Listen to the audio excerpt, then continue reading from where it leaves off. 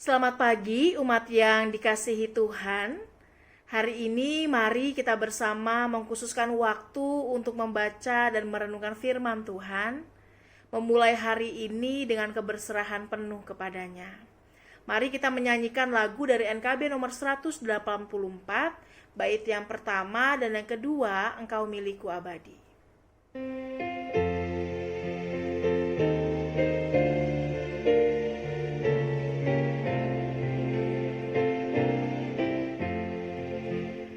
Engkau milikku abadi, segalanya bagiku. Di sepanjang ziarahku, ingin ku bersamamu. Ku dekat padamu, ku dekat padamu. Di sepanjang ziarahku, ingin ku bersamamu.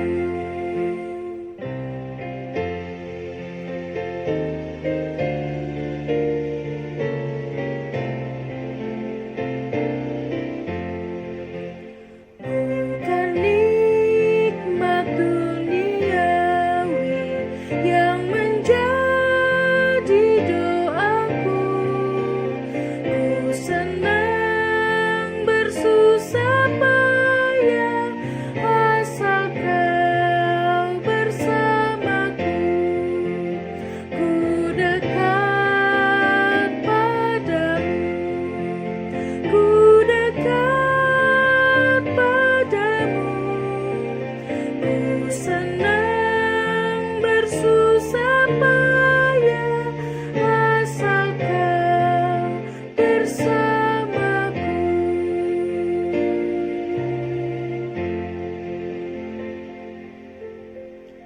Mari kita bersatu di dalam doa. Ya Tuhan, kami mau belajar dari firman-Mu. Kami berdoa biarlah Tuhan menolong kami sehingga firman Tuhan boleh menyapa dan menegur kami. Firman Tuhan yang sama yang juga boleh menguatkan kami, membekali dan menolong kami untuk bisa menjalani dan menikmati hari-hari yang Tuhan percayakan. Kami siap belajar dari firman Tuhan. Dalam nama Tuhan Yesus kami berdoa dan mengucap syukur. Amin. Bapak Ibu, saya mau mengajak kita semua untuk membuka satu bagian Alkitab yang terambil dari Mazmur 119 ayat yang ke-41 hingga 48. Mazmur 119 ayat 41 sampai ayat 48 saya akan bacakan bagi kita semua. Kiranya kasih setiamu mendatangi aku ya Tuhan. Keselamatan daripadamu itu sesuai dengan janjimu. Supaya aku dapat memberi jawab kepada orang yang mencela aku, sebab aku percaya kepada firman-Mu. Janganlah sekali-kali mencabut firman kebenaran dari mulutku, sebab aku berharap kepada hukum-hukum-Mu. Aku hendak berpegang pada Taurat-Mu senantiasa, untuk seterusnya dan selamanya. Aku hendak hidup dalam kelegaan, sebab aku mencari titah-titah-Mu.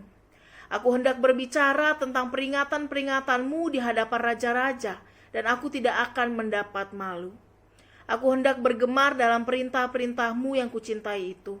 Aku menaikkan tanganku kepada perintah-perintah-Mu yang kucintai, dan aku hendak merenungkan ketetapan-ketetapan-Mu. Demikianlah firman Tuhan. Saudara-saudara, ketika seseorang bertanya kepada kita, apakah kita akan langsung menjawab orang tersebut?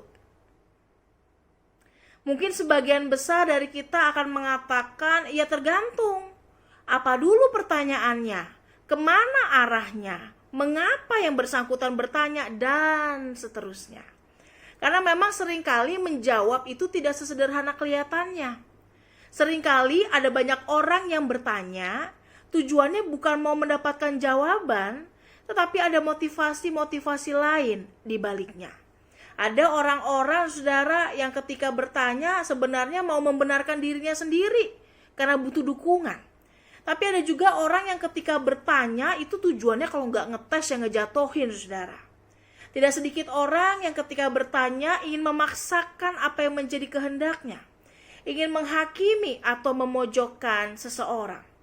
Tetapi ada juga orang ya memang sekadar ingin tahu, ya, sekadar kepo, iseng aja mau tanya.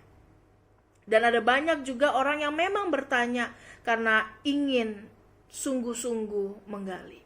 Oleh karena itu, saudara, ketika menjawab sebuah pertanyaan, maka dibutuhkan sebuah pertimbangan yang matang. Kita nggak bisa langsung respons tanpa pikir panjang, saudara. Itu menjadi hal yang seringkali justru menghasilkan sesuatu yang tidak baik ketika apa yang kita katakan tidak dipertimbangkan dengan baik. Ketika kita menjawab, maka itu berarti membutuhkan sebuah pertimbangan yang matang. Dengan demikian, ketika kita memahami pertanyaannya, memahami situasi yang ada, harapannya adalah kita bisa menjawab dengan bijaksana. Atau kita tidak perlu menjawab, ya. Kita harus tahu kapan kita berkata-kata, kapan harus menjawab, dan kapan, bila mana kita harus diam dan tidak merespons. Saudara, pembacaan firman Tuhan pada hari ini mengkisahkan tentang seorang pemazmur yang dalam pertimbangannya ketika diperhadapkan pada pertanyaan banyak orang, ketika diperhadapkan pada orang-orang yang mempertanyakan dirinya, mempertanyakan apa yang diyakininya, mempertanyakan apa yang diimaninya, yang tujuannya adalah untuk mencela. Ketika ia mempertimbangkan hal itu, saudara, ia memutuskan untuk menanggapi orang-orang yang terus mencelanya tersebut. Ia memutuskan untuk menjawab mereka dan tidak mendiamkan mereka.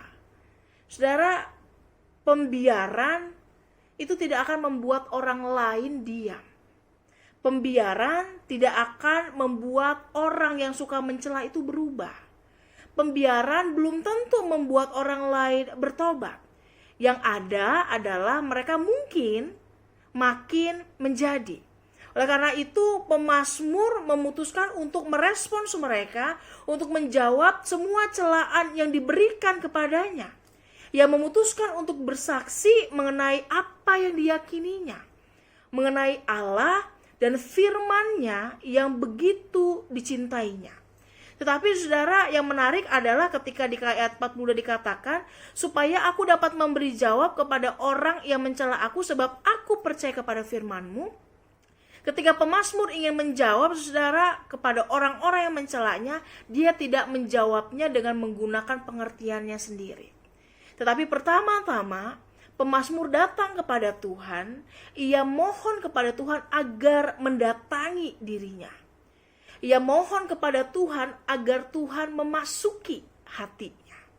Ia memohon kepada Tuhan agar keselamatan daripada Tuhan itu ditepati sesuai dengan apa yang diyakininya, sesuai dengan janji-janjinya.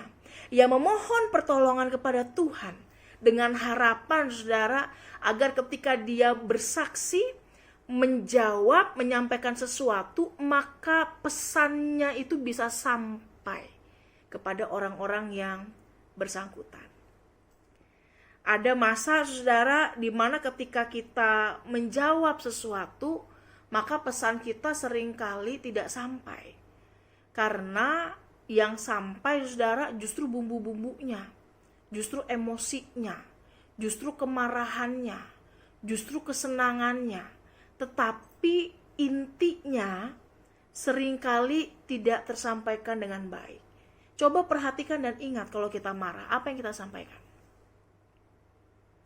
Banyak orang yang mengatakan dasar kurang ajar, gak tahu sopan santun misalnya, saudara. Tapi kemudian ya udah sampai situ aja. Tapi tidak memberitahu secara positif apa yang menjadi pesan utama dari kekecewaannya. Ada banyak orang yang ketika menjawab orang-orang yang mencela, orang-orang yang memojokkan, justru memberitahu emosinya saja tanpa menjelaskan lebih jauh apa yang menjadi inti pesannya, apa yang menjadi kerinduannya. Oleh karena itu, saudara, dalam hal ini pemazmur menyadari betul bahwa berkata-kata, bersaksi tentang apa yang dicintai dan diyakininya itu bukan hal yang sepele. Dan ia memohon pertolongan Tuhan agar dengan mulut yang sama ia juga boleh memberitakan kabar baik sambil menjawab orang-orang yang mencelanya. Saudara, ketika mereka mencela, maka pemazmur menjelaskan tentang siapa itu Allah, apa itu firman-Nya, dan apa artinya itu semua bagi dirinya. Pemazmur, saudara, menunjukkan keyakinannya yang besar, menunjukkan kerinduannya yang besar bahwa ia akan selalu bergemar dalam firman-firman-Nya. Ia akan selalu bergemar dalam melakukan perintah-perintah-Nya yang dicintai. Ia akan selalu merenungkan ketetapan-ketetapan Tuhan, karena ia yakin itu yang akan menjaga kehidupannya. Itu yang akan membuat ia bisa berjalan dalam jalan yang lurus. Ia mau mengatakan bahwa apapun yang orang katakan tentang iman saya yakin saya berada di jalan yang benar. Pemazmur bersaksi, saudara, bahwa ketika ia mengikut Tuhan, ketika ia melakukan dan mencari firman-Nya, maka ia hidup dalam kelegaan. Kata kelegaan, saudara, ini berarti dia tidak hanya hidup dalam ketenangan, tetapi juga dalam pemaknaan ia memiliki hidup yang dibebaskan di dalam Tuhan. Firman Tuhan membebaskan dirinya, membuatnya bisa sungguh-sungguh hidup dengan baik. Karena apa? Karena ia tahu ketika menghidupi firman Tuhan, maka yang aku lakukan adalah sesuatu yang benar, dan aku bisa melakukannya dengan bebas. Ia memiliki ketenangan yang luar biasa. Bahkan ia memiliki keberanian ketika dirinya dikuasai oleh Allah dan firman. Itu membuatnya, saudara, di sini dikatakan bahwa ia hendak berbicara tentang peringatan-peringatan di hadapan raja. Saudara, berbicara di hadapan raja kan bukan sesuatu yang sepele. Ya, salah-salah orang ngomong, orang bisa mati. Itu konsekuensi yang jelas. Tetapi firman Tuhan memberinya keberanian yang luar biasa. Sehingga bahkan ini digambarkan ia berani berbicara di hadapan raja, dan ia tahu ia tidak akan mendapatkan malu, karena ia yakin bahwa Tuhan akan berperkara bersama dengannya dalam ziarah kehidupannya, dalam perjalanan, dalam suka duka yang Tuhan percayakan. Saudara, pemazmur menunjukkan kecintaan yang luar biasa terhadap firman Tuhan. Kecintaannya tidak hanya membuatnya melakukan apa yang Tuhan mau, tetapi membuatnya bisa merespons orang-orang yang tidak suka kepadanya dengan memberikan kesaksian. Kalau ada banyak di antara kita, saudara, ketika diperhadapkan pada situasi yang berat, situasi yang menekan, tidak mudah, justru tidak bersaksi, hari ini kita diingatkan bahwa dalam keadaan apapun, dalam keadaan yang sulit, ketika kita bertemu dengan orang-orang yang sulit, maka biarlah kecintaan yang besar terhadap Allah, terhadap firman-Nya menolong kita untuk bisa menjawab mereka dengan baik, dengan memberikan kesaksian.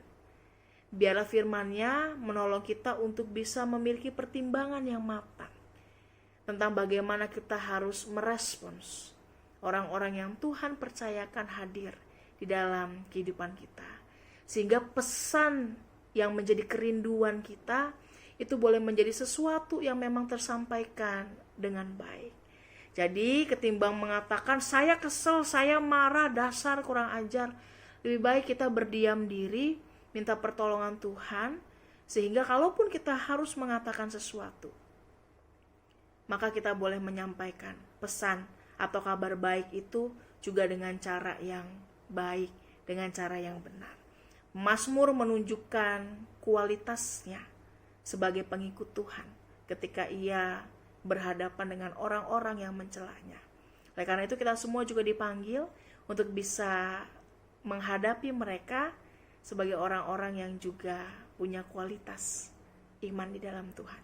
Kiranya Tuhan menolong kita semua untuk bisa berperkara. Firman Tuhan, iman kita kepada Tuhan, kiranya memberikan kita keberanian untuk melangkah dengan pasti bersama dengan Tuhan. Mari kita bersatu di dalam doa. Ya Tuhan, ada masa di mana kami menghadapi situasi yang berat, bertemu dengan orang-orang yang tidak mudah. Kami diperhadapkan pada situasi yang menekan. Tapi kami yakin dan percaya bahwa kami punya Tuhan yang luar biasa. Allah yang sama yang juga akan menuntun kami. Allah yang menjagai kami sedemikian rupa, yang begitu mengasihi kami dalam segala keterbatasan kami. Oleh karena itu tolong kami di dalam segala keterbatasan yang kami miliki, sehingga kami boleh sungguh-sungguh datang kepada Tuhan, sehingga kami boleh merespons setiap hal yang Tuhan percayakan dengan baik. Biarlah apa yang kami nyatakan menjadi kesaksian tentang siapa itu Tuhan dan apa yang kami imani. Bagaimana firman-Nya juga mengubahkan kehidupan kami. Kami berdoa biar Tuhan memampukan kami, sehingga dimanapun kami berada, kami boleh menjadi terang, menjadi teladan yang menghadirkan kasih dan kebaikan. Tuhan tolong kami semua di dalam menjalani hari-hari kami. Biarlah ketika kami menjalani hari ini, hari-hari ke depan, kami juga boleh melangkah dalam kepastian bersama dengan Tuhan. Sekalipun kami tahu situasi yang ada di hadapan kami seringkali tidak pasti, tetapi kami mau melangkah dengan pasti bersama dengan-Mu. Berikan kami kesehatan, kekuatan, jagai kami dari setiap perkara-perkara yang tidak baik. Kami menyerahkan kehidupan kami ke dalam tangan-Mu, semua kerinduan dan pergumulan kami ke dalam tangan kasih-Mu. Biar Tuhan berjalan bersama dengan kami, berperkara bersama dengan kami, umat yang juga mengasihi-Mu. Dalam nama Tuhan Yesus, kami berdoa dan mengucap syukur. Amin. Selamat pagi Bapak Ibu, selamat menjalani hari, Tuhan Yesus berkati.